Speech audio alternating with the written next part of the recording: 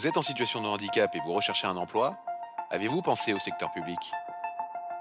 Saviez-vous que les employeurs publics d'Auvergne-Rhône-Alpes emploient plus de 19 000 personnes en situation de handicap?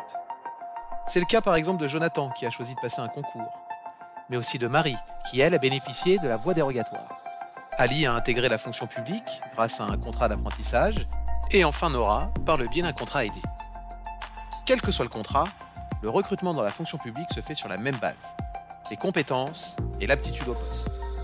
Le processus de recrutement est d'ailleurs adapté pour s'assurer de la compatibilité du handicap au poste. Jonathan a choisi de passer un concours.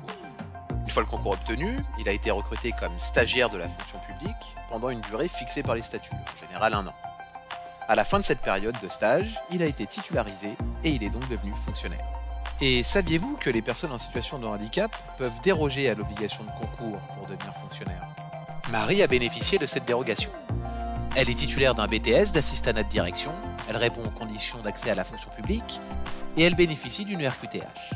Marie a d'abord été recrutée comme assistante de direction au conseil départemental en tant qu'agent contractuel pour une durée égale à celle du stage prévu par les statuts. Puis, tout comme Jonathan, elle a été titularisée. Le recrutement dans la fonction publique par la voie de l'apprentissage, c'est également possible. C'est le cas d'Ali, qui a signé un contrat d'apprentissage pour devenir technicien informatique. En effet, une personne en situation de handicap peut intégrer la fonction publique en tant qu'apprenti en suivant une formation en alternance, permettant l'obtention d'un diplôme du CAP au Bac+5. Beaucoup d'aides existent pour favoriser ce type de contrat. Pour en savoir plus, rendez-vous sur le site du FIP. Enfin, sachez qu'il n'y a pas de limite d'âge pour les personnes en situation de handicap qui souhaitent entrer en apprentissage. En prime, Ali pourrait être titularisé sur son poste sans avoir à passer de concours, une mesure récente prévue par la loi de transformation de la fonction publique.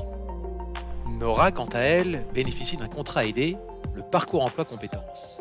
Le parcours emploi compétences, c'est un contrat à durée déterminée pour lequel l'employeur perçoit une aide de l'État. En contrepartie, pendant la durée du contrat, l'employeur s'engage à mettre en œuvre des actions qui permettent aux bénéficiaires d'acquérir des compétences et de l'expérience. Nora travaille désormais comme agent de restauration, elle est encadrée par un tuteur et elle a déjà suivi 2 formations. Pour accéder à l'ensemble des offres d'emploi de la fonction publique, rendez-vous sur place-emploi-public.gouv.fr ou bien passe.fonction-public.gouv.fr. Intéressé? Les employeurs publics d'Auvergne-Rhône-Alpes s'engagent en faveur de l'emploi des personnes en situation de handicap. Alors, pourquoi pas vous?